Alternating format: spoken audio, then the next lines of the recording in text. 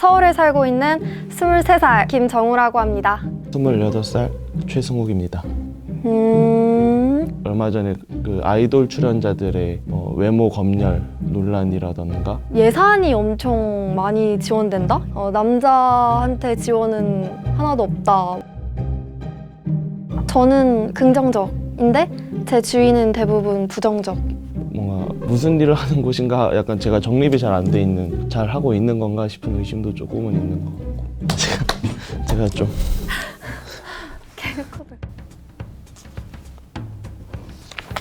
성별 영향평가의 결과로 적절하지 않은 것. 흉터상의 보험금이면 원래 여성이 남성보다 높아? 왜죠? 이건 사실 한 문제가 아닌 것 같아요. 와우. 160, 50kg 여직원 채용시 육모 제한. 70년대 아니에요 이거? 그쵸, 그게 제일 위로가 될 것 같은데. 예, 안녕하세요. 저는 여성가족부의 디지털 소통팀 최혜민이라고 합니다. 반갑습니다.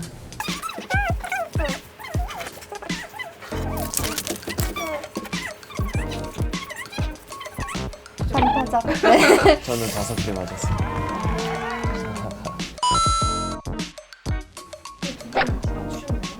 저는 네, 틀렸어요. 예. 성인지 예산이라는 게 이제 다들 조금 헷갈려 하시는 게 이 용어 자체가 성인지 예산이다 보니까 아 이건 별도의 예산일 것이다 라고 생각을 하시는데 사실은 이건 별도 예산이 아니고요. 특정한 사업이라기보다는 네, 여러 부처마다 이제 다양한 사업들이 있을 텐데 그 사업들 중에서도 그러니까 뭐 양성평등에 영향을 미칠 수 있는 그런 사업들을 분석을 해서 그거를 재정 운용에 반영을 하려는 그런 제도이고요. 반드시 여성가족부의 제도일 필요도 없는. 네네네. 그래서 이제 여기 보시면 보기에 여성과학기술인 육성 지원 사업이라고 있잖아요. 이 사업도 여성가족부 예산이 아닌데 이제 관련된 사업이기 때문에 성인지 예산 분석 대상에 포함되는 거죠. 그래서 이번이 아닌 거구나. 네. 그래서 저희가 이제 성인지 예산에 직접 소요되는 예산이라고 한다면 성인지 예산 관련해서 이제 공무원들에게 교육을 해주거나 컨설팅을 하는 사업이 있습니다. 그 규모는 2억 1천만 원 정도라고 보시면 될 것 같아요.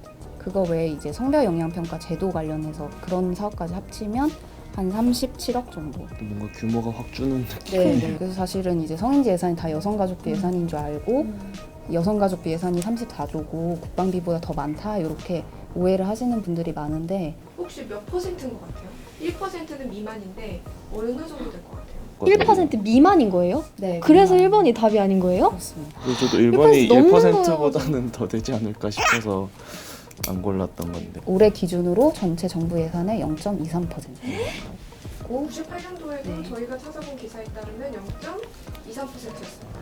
왜죠? 사업은 많이 다양해졌는데 전체 정부 예산 규모도 점점 늘고 있기 때문에 근데 그러면 여성가족부 사업을 딱 그 정도만큼만 생각하고 있다는 거 아니에요? 예산이 이 정도면 말이 됩니까? 아 이거 쳤다. 죄송해요. 근데 이거 너무 적은데요?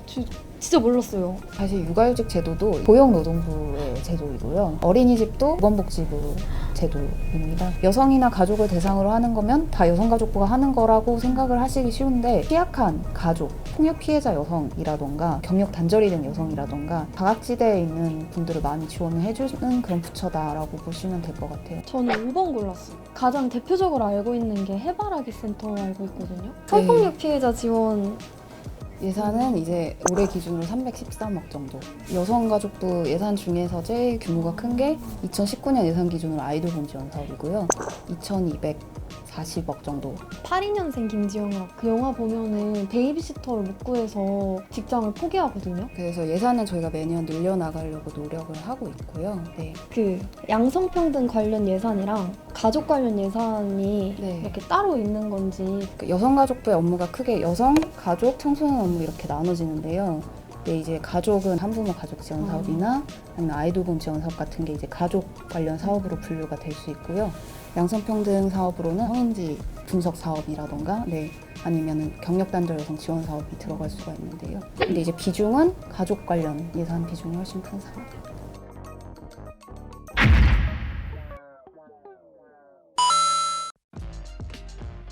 맞히긴 어떻게 맞췄네요. 맞췄어요. 지인 찬스 아니에요 이거? 그렇죠. 아는 누나분께서 여성 공무원. 우선 성별 영향 평가 자체가 뭔지를 몰라가지고.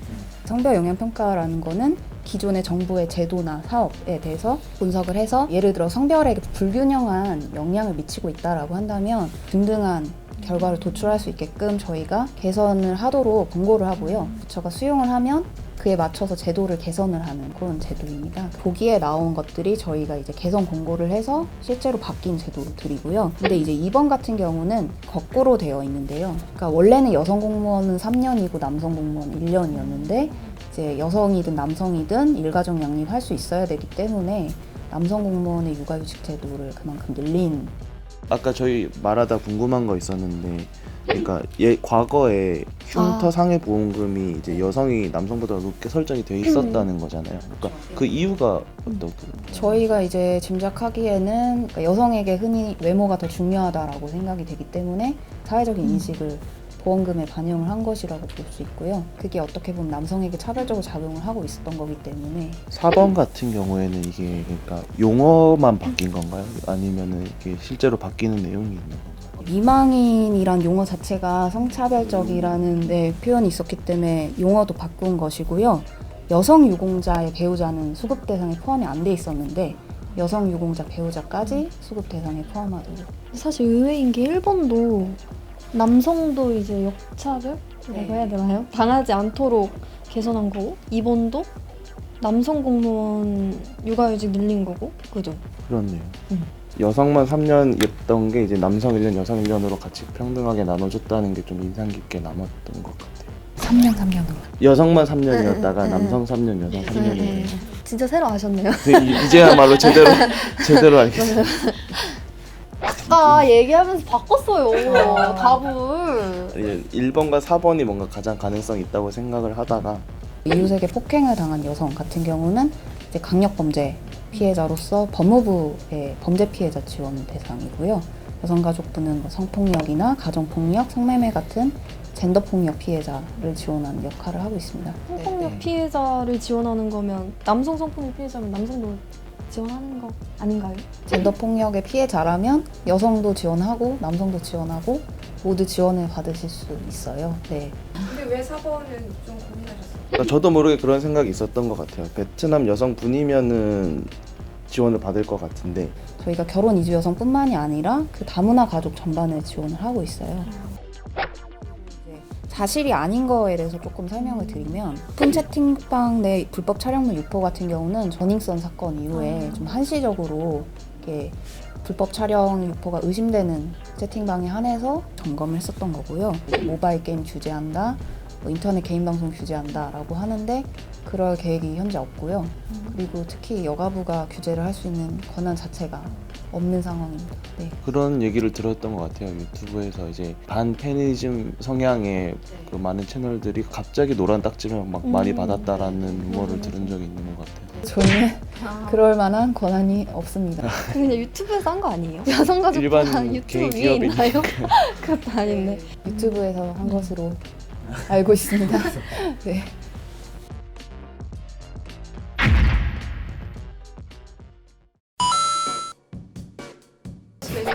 여성부 출범 언제라고 하셨나요? 저희는 1980년 설마 이렇게 최근에 생겼을까 했던 것 같아요. 저희가 2001년에 여성부가 생겼는데요. 그 전에는 이제 여성부는 없었고 여성특별위원회라는 형태로다가 2001년에 부처로 출범을 하게 됐습니다. 1980년대는 아예 관련된 기구 자체가 없었다고 보시면 될 것 같아요.